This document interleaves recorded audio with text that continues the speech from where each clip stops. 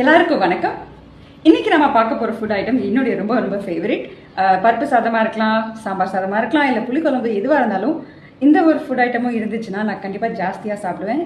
ஒரு முறை சாப்பிட்றப்ப எங்கள் அம்மா கேட்பாங்க, குழந்தை மாதிரி தின்னுட்டு இருக்கேன், இவனுக்கு வயசாகிடுச்சு, இவ்வளோலாம் சாப்பிடக்கூடாது, வெயிட் போட்டுரும் அப்படின்னு. ஆக்சுவலாக என்ன ப்ராடக்ட் யோசிக்கிறீங்களா?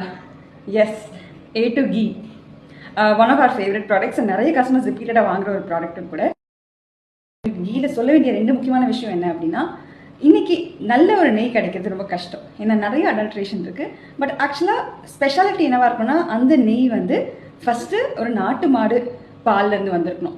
ஸோ A2 அப்படின்னு நம்ம சொல்கிறப்பவே ஒரு நம்ம நாட்டு பசுக்கள் நிறைய வெரைட்டி இருக்குது. இப்போ எங்களோட கீ பார்த்தீங்கன்னா கிர் வெரைட்டி, ஷாஹிவால், அந்த மாதிரி நம்மளுடைய நேட்டிவ் கவுஸோட பால்லேருந்து. சரி, எதுக்கு நாட்டு மாடு இவ்வளோ ஸ்பெசிஃபிக்காக நம்ம சொல்கிறோம் அப்படின்னு பார்த்தா, இயற்கையாகவே நாட்டு பசுக்களுடைய பால்லையும் சரி, அதோடைய யூரின் அண்ட் கவுடாங் இது எடுத்துக்கிட்டாலுமே அதில் நிறைய நுண்ணுயிர்கள், மைக்ரோப்ஸ் இருக்குது. நமக்கு அது ரொம்ப ரொம்ப அவசியம்.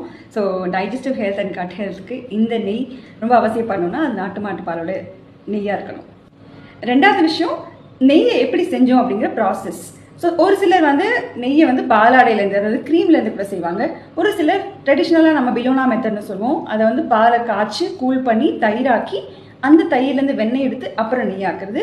நாங்கள் வந்து மை ஹவுஸில் எப்பயுமே அந்த பிலோனா மெத்தடில் தான் செஞ்சுக்கிட்டு இருக்கோம். ஸோ அதனால் உங்களுக்கு அந்த கீ ஒரு டேஸ்ட் அண்ட் அரோமா டெஃபினட்டாக உங்களுக்கு அந்த ஃபீலிங் கொடுக்கும். சத்தியமாக நெக்ஸ்ட் டைம் நீங்கள் கீ வாங்குறப்போ அதோட இன்க்ரீடியன்ஸ் பாருங்கள், அது நாட்டு மாடுலேருந்து வந்ததா அண்ட் எப்படி செஞ்சாங்கன்னு கேள்வி கேளுங்க. தரமான நெய்யை வாங்கி ஹெல்த்தியாக வாழுங்க. Eat healthy, live happily. Bye!